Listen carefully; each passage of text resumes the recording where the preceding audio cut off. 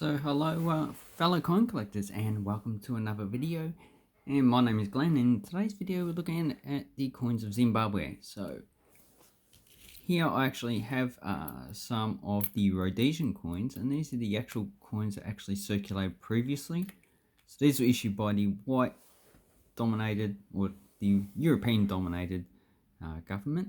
They were pretty much apartheid type government, like in South Africa. And these ones are issued under the Mugabe regime. But at the time, Mugabe wasn't and his political party, can't remember what it wasn't the only party. There was actually other parties that actually participated in the actual civil war that had like a power sharing agreement. But eventually, Robert Mugabe actually consolidated power and took over the actual country. But anyway, as you can see, these coins actually are reduced size than the actual previous coins that actually circulated. So, and they also issued a 50-cent and a $1. So that indicates that the currency was actually declining quite fast in actual value. So we removed the the Rhodesian coins, because we're not actually looking at those today. I do have other videos if you actually like to look it up. I will put this video in the playlist of Zimbabwe. It will have the Rhodesian coins as well. So as you can see, I have almost the whole set. One coin I'm actually missing is the actual $5 coin, because it's actually a bit harder to get.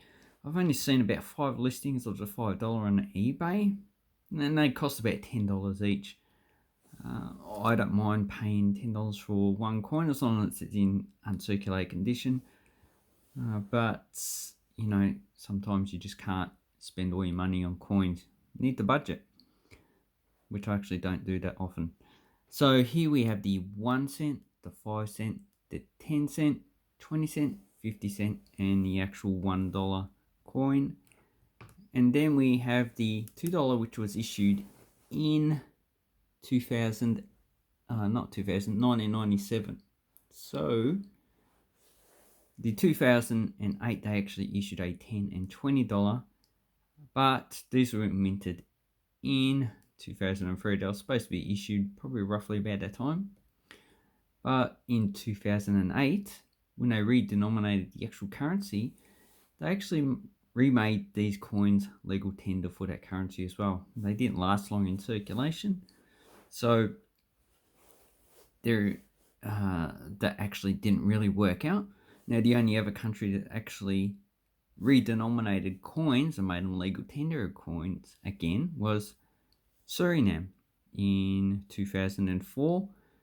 They had coins previously issued under the gulden that were all issued in cents, and when they actually redenominated at 1,000 gulden equals $1 new, they actually made those previous coins legal tender again.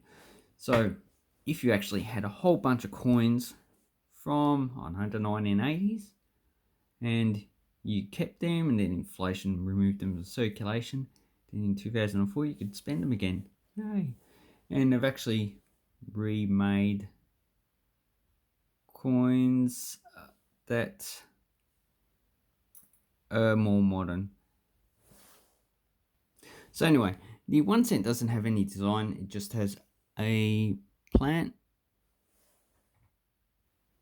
and that is the actual flame lily. So if you have a look close up, you can see the actual flame lily. So it's actually quite a nice design, but pretty much a generic design that actually occurs in a lot of countries around the world. Then we have the 5 and 10 cents. So the actual 5 cent has the scrub hare. That scrub hare is interesting. They're different than rabbits in that hares are solitary, so they actually like to live by themselves. Rabbits, they like to live in groups, family groups generally. So that's the difference. And usually hares are a lot bigger because they're really not competing with other rabbits for food. So they have a lot more area to actually look for food themselves. So they're actually a lot bigger. Then we have a baobab. So a baobab tree. Surprisingly, Australia does have baobab trees in Western Australia, and they're related to these type of baobab trees. So they actually have a large trunk in which they actually store the water. So that is an actual baobab tree. Then we actually have the 20 cent actually has a bridge, and this is the Bircheno Bridge on the Sabi River in Manicaland province. So it's in eastern Zimbabwe. Apparently the name's taken after Sir Henry Bircheno. Can't even pronounce his name. So he was the actual company director who actually built this bridge. And I'm not even going to look up who he actually is. But he could be like a Zimbabwe citizen. But he's got Sir, so he's probably an English citizen who actually, just designed the actual bridge. Then we have the 50 cents. And it has the radiant rising sun, symbolic of independence. And it's going over a rock. That could actually be Great Zimbabwe, I'm not too sure. But on the $1 definitely has Great Zimbabwe. That's an archaeological feature. You can actually look it up, Great Zimbabwe, on the actual internet. It's actually quite fascinating because a lot of people think that Africa didn't have any kingdoms or countries before European settlement. I think that a lot of people think that they were just like hunters and gatherers. They actually weren't not. They actually had quite a few civilizations, actually quite, probably at least 100 or two different kingdoms that actually existed. Although only the northern kingdoms actually issued coins, like you got Numidia, you got Carthage, you got Egypt, and probably the most famous African one is Aksum, which is present-day Ethiopia, that actually issued coins. And then we actually have the $2. The $2 has like an armadillo type animal, and this is actually a pangolin. So pangolin, it actually has armor on it. So if we zoom into the actual coin, so it actually can roll up. I presume it can roll up. It's a scaly anteater, so it's like an Australian echidna. So it has a lot of armor on it. This coin's not in the best condition, but $2 coins are actually not as easy to get as the previous cent and the $1 coins. So this one is actually, it can do for an actual space filler, but if you can actually get a better coin, then I would suggest you actually do it. Or even if you actually clean this coin. So to say don't clean coins, this one's pretty worthless, so I don't mind if someone actually clean this coin. Just to actually make the image more clear for others to actually see. So then we actually have the two highest denominations issued. Here we actually have a Cape Buffalo. So that's on the $10 coin. You can see the actual border is actually quite nice. You can see the actual reading on it. And then we actually have the $25, which is a pretty unusual denomination. 25 is not that common around the world because to make changes, it actually confuses people quite a lot. And this has a military monument. So we've got some soldiers. This one looks like it's got a rocket launcher. It's got a flag. Not too sure what this person actually has. If autofocus would work. Okay. So yeah, he's got a rocket launcher. Oh, the second one's a female. She doesn't seem to have any weapons. She's got the flag wrapped around her. And the one at the back has a rifle in his back. And this is interrupted milling. And that is actually quite a nice coin.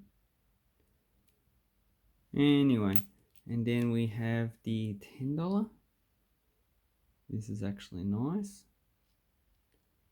Reading. The $2 also has reading. The $1 is reading. curious thing, so if I actually put these cent coins together, you can see that the actual 1 cent has reading. So this is the actual bronze plated steel. Then the other coins, 50 cent, 5 to 50 cent has no reading. The $1 does. So it's quite curious. It does happen on other countries in which the lowest denomination has reading.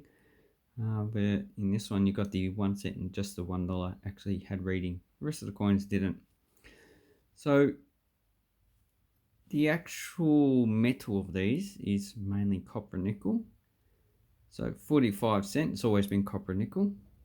41 cent up until 89, so from 1980 to 89 they were bronze, and then from 89 to 99 when they stopped issuing them, they were bronze plated steel.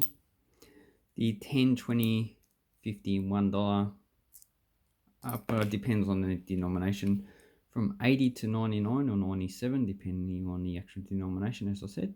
The copper nickel, and then 2001 to 2003 they were nickel plated steel, and the same with the actual $2. So the first issue was 97, and that's this coin, and this is brass, and then they changed it to brass plated steel. That's actually to save money. And these $1 and $2 have always been nickel plated steel. So, and these are actually minted in Zimbabwe. So Zimbabwe doesn't actually mint coins anymore. They tried to actually produce a mint, which is actually high quality, but you know, they can't actually afford to actually have a mint. So that is the actual coins from Zimbabwe. How much would we actually be paying for these actual coins? So the 1 cent to $1 I actually sell for about $10 each. So that group of coins. If you want to buy it separate, you actually be paying a bit more, probably $2 to $3 each. And the $2 is actually a bit hard to get. You probably, in this condition, probably a few dollars. If you want a better condition, uncirculated, probably talking at least $10. And the same with these ones. These ones I got in 2008. And I got them quite cheaply when they were actually just coming out in circulation. And people would just try and sell them off. So you're probably buying like $1 or $2 per coin. But now you're actually paying at least $10 to $15 per coin. And I personally wouldn't pay $10 to $15 because they're really not rare. But over $1, I said it on eBay, like the $2, $5, $10, and $20 are actually don't have that many listings. Now I do not know why that is the actual case, but there just isn't that many listings for these type of coins on eBay. So maybe people are just hoarding them. Maybe, you know, people just find it's just really not worth selling these coins on eBay because there pretty much isn't that much demand for Zimbabwe coins. The inflation banknotes, oh yeah, there's definitely demand for those, especially the $100 trillion. That's like up to $100 now. When they first come out, they're struggling to get rid of them for $5. So that's definitely a good investment. So that's pump and dump, and just, you know, that coin banknote's actually pretty popular. It's not the highest value it's ever issued. That would go to actual Hungary. I think they definitely issued a banknote higher than $100 trillion in 1946. So anyway, I'll leave a link down below to eBay. It's an affiliate link, so I get 3%, which actually helps me with running this coin channel. And I thank you very much for watching my video. I hope it was informative and it encourages you to collect coins like this from Zimbabwe, but not at the expense of your wallet. You know, if you can get all these for at least $20, I would say it's actually quite a well worth investment, because even if you resell it for like $30, you know, you made $10 minus fees, so you probably made $1. Anyway, thank you very much and have an awesome coin and banknote collecting time.